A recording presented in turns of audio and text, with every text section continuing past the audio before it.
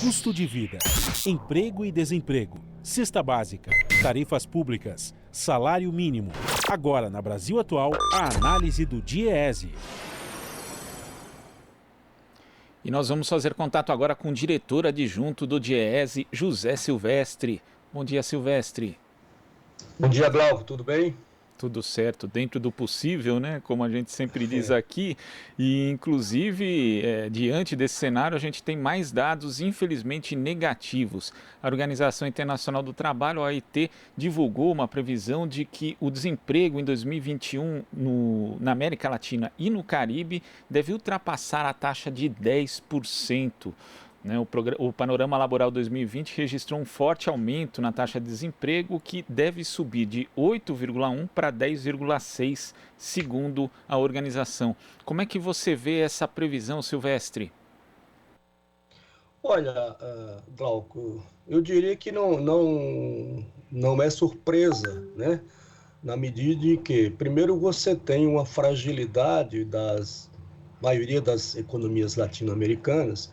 E segundo, a própria crise do coronavírus, né, intensificou essa piora, né, do mercado de trabalho nesses países, né? São países que têm um mercado de trabalho com forte informalidade, né?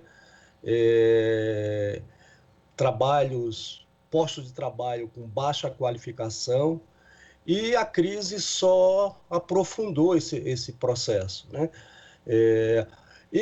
E também a crise, por outro lado, né, obrigou aos governos a tentarem fazer políticas públicas para tentar mitigar essa situação crítica, né, de desemprego na América Latina. Mas eu repito que não foi surpresa, né? Ou não é surpresa esses dados da evolução do desemprego no continente. Destacando, né, acabei esquecendo de falar aqui, Silvestre, que 10,6% é para o início de 2021, porque durante o ano a taxa de desemprego pode voltar a subir, segundo a OIT, chegando a 11,2%. Segundo a entidade, o crescimento que se estima em médio no mundo de 3,5% não vai ser suficiente para recuperar o emprego que foi perdido. Agora, para o Brasil em especial, a situação é ainda pior, porque mesmo antes da pandemia a gente tinha níveis muito elevados de desemprego. A política de emprego, como você citou, Silvestre, precisa voltar a ser central no planejamento dos governos. Sim, e no nosso caso, Glauco, no caso brasileiro, né, e uma lógica que é válida para os demais países, é o seguinte: a pandemia, a crise da pandemia também fez com que as pessoas, né, meio que migrassem para a inatividade ou, digamos assim, parassem, né, de diminuir, de procurar emprego por conta da política de isolamento social e também pelo fato a dificuldade de encontrar emprego. Então isso acaba favorecendo a taxa de desemprego no sentido de pressionar menos, né, a PEA e, portanto, a taxa de desemprego ser menor. À medida que você tem um afrouxamento, né, e as atividades econômicas, enfim, as atividades de uma maneira geral começam a retomar, você vê o aumento da taxa de desemprego, né? Tanto no Brasil quanto nesses países da América Latina, segundo aí o relatório da OIT. Então é de se esperar também para o ano que vem, ainda que você tenha as projeções de crescimento da economia, né, como também no caso brasileiro, você ainda vai ter uma taxa de desemprego bastante elevada em 2021, como também está apontando aí o relatório da OIT para a América Latina. E no Brasil não será diferente. Uma declaração do diretor regional da OIT, Vinícius Pinheiro, chamou a atenção durante a entrevista coletiva. Silvestre, ele falou o seguinte: o emprego está em um leito de UTI, devemos tomar as medidas necessárias para sair dessa com saúde, prosperidade e crescimento sustentável do emprego. Mas a gente sabe justamente que, por conta das transformações no mundo do trabalho, certos empregos simplesmente não vão ser recuperados, mesmo que a economia volte a crescer num ritmo mais vigoroso. É necessário, nesse aspecto discutir medidas como a implantação de uma renda básica, como alguns países já estão discutindo também aqui no Brasil, Silvestre? Olha, eu acho que você pode. São necessárias medidas, tanto do ponto de vista de políticas de emprego, né? Estimular o emprego, né? E, portanto, aí o papel do Estado é fundamental, como também políticas tipo auxílio emergencial, renda básica, para mitigar a crise, tá certo? E tentar também fazer com que as famílias, né, não caia ou não aprofunde a pobreza absoluta e a miséria. Então, acho que essas políticas são necessárias, e não apenas política, como alguns têm feito, políticas na área de formação, mas políticas de crédito, política de formação profissional importantes também, tudo políticas de crédito voltadas para estimular o emprego.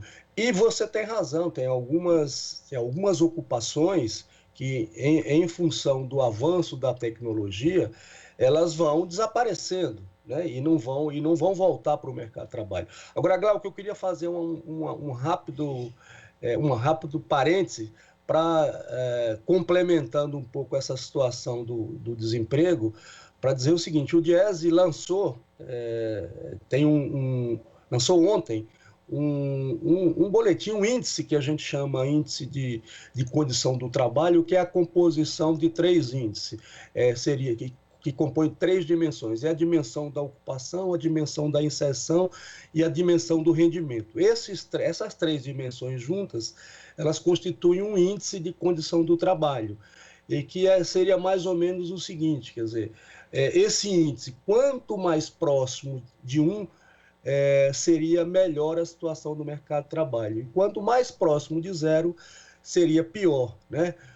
O índice não estabelece uma condição ideal de trabalho, mas eu acho que isso é um dado interessante para a gente pensar e dizer o seguinte: no primeiro trimestre de 2017, esse índice da condição de trabalho equivalia a 0,47.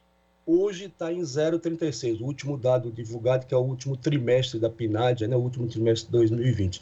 Então, mostra também como é que o mercado de trabalho piora, como é que precariza de lá para cá, né? Então, tudo isso está dentro, né, dessa situação geral do mercado de trabalho, que se aprofunda com a crise, de um lado, e, por outro lado, no nosso caso, com as políticas, ou melhor, ou com a mudança de legislação, a flexibilização da legislação, que piora ainda mais essas condições de inserção e de qualidade dos postos de trabalho no Brasil. E, Silvestre, eu estava vendo aqui justamente esse índice, né, que mede, como você falou, quanto mais distante de um pior a situação do trabalho. Ele está agora, como você mencionou, em 0,36, mas quando a gente pega aqui trimestres anteriores à pandemia, ele já estava bem ruim também, né? 0,35 no quarto trimestre de 2019, 0,31 no terceiro trimestre de 2019.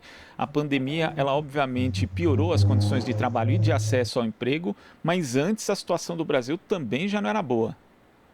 Sim, então, eu acho que de certa forma é isso que o índice revela, né? E eu acho que aí tem esses dois movimentos, né? E, quer dizer, acho que tem a dimensão da mudança da legislação, que flexibiliza e precariza as condições de trabalho, de um lado, e de outro lado tem o próprio avanço da própria tecnologia, né? Mas você tem razão. Você já tinha uma piora, olhando a evolução do índice, você já tinha uma piora antes da própria pandemia, né? E a pandemia vem, em certa medida, aprofundar essa situação. Então, é uma situação de precariedade do mercado de trabalho que nós vamos enfrentar. De um lado, a evolução do desemprego, crescimento do desemprego, e outro, a piora, digamos assim, das condições da inserção no mercado de trabalho, tanto do ponto de vista de rendimento, né, das condições de ocupação, e assim por diante. E é uma situação que não vai se resolver com a chamada mão invisível do mercado. Vai ser necessário, obviamente, a atuação do poder público para minimizar os impactos disso no mercado de trabalho, Silvestre. Sem dúvida, né, Glauco? A gente pegar na história, em todas as crises econômicas, né,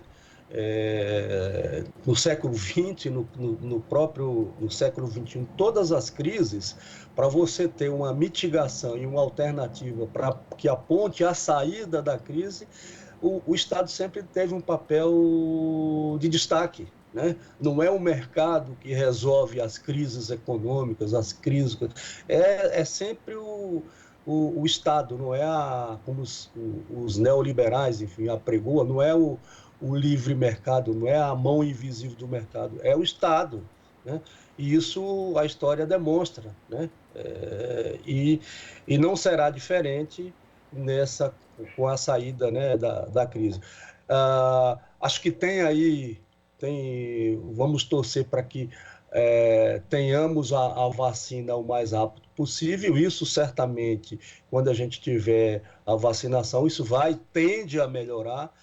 A vacinação não vai ser de uma única vez, ou seja, nós não vamos, acredito que a imunização da população deve acontecer lá para final de 2021.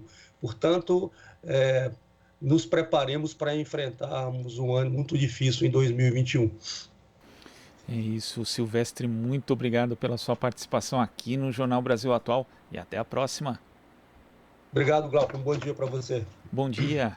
Conversamos aqui com o diretor adjunto do DIEESE, José Silvestre.